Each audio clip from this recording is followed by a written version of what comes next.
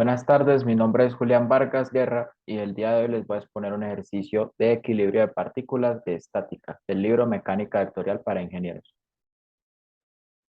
El ejercicio que les voy a exponer hoy es el ejercicio 206, el cual dice así: tres cables sostienen una caja de 1600 libras como se muestra en la figura. Determine la tensión en cada cable.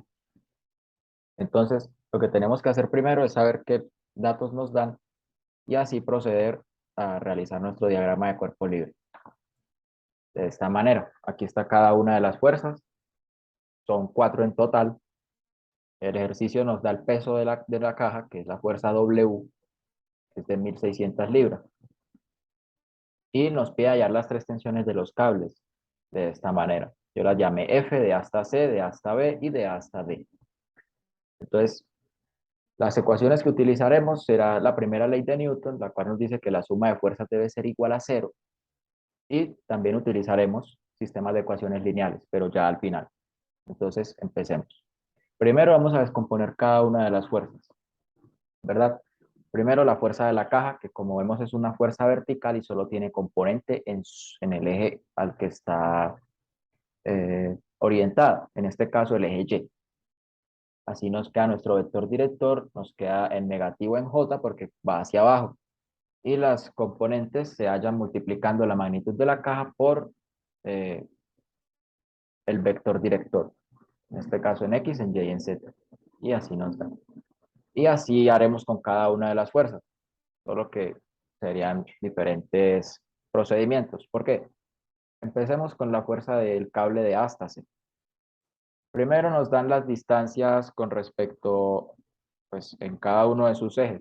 En el eje X no tiene, en el eje Y nos dan 60 pulgadas y en el eje Z 32. Para hallar primero las componentes de la fuerza, debemos hallar nuestro vector director, pero antes de eso debemos hallar los cosenos de los ángulos. Y pues bueno, para hallar primero los cosenos de los ángulos debemos utilizar estas distancias, haciendo como una especie de teorema de Pitágoras para hallar la medida de este cable de A hasta C. Eh, una especie de teorema de Pitágoras poniendo cada una de las fuerzas al cuadrado y sacándole raíz cuadrada, ¿verdad? Y esto nos da 68 pulgadas. Aquí tenemos cada uno de los cosenos. El de X nos da 0 porque no hay medida en X, el de Y nos da 0,82 y el de Z 0,471. Recordemos que el coseno es el cateto adyacente sobre la hipotenusa y en este caso el cateto adyacente sería la distancia que hay en cada uno de los ejes. Así nos quedaría entonces nuestro vector director y finalmente nuestras magnitudes, nuestras componentes.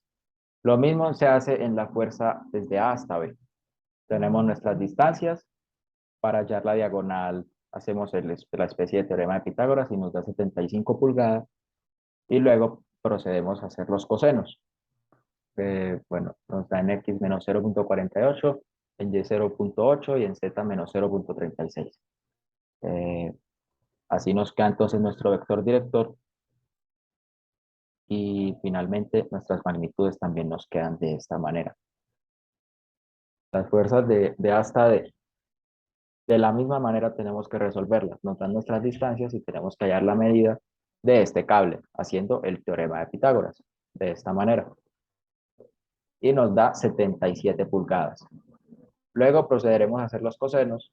Cateto adyacente sobre hipotenusa, recordemos, en X 0,519, en Y 0,779 y en Z menos 0,351. Este es nuestro vector director de acuerdo a los cosenos y finalmente nuestras magnitudes. Ahora, pasaremos a hacer la primera ley de Newton. Lo que nos dice la ley de Newton, recordemos, es que todas las fuerzas, la suma de las fuerzas debe ser igual a cero. Y así ordenamos de esta manera.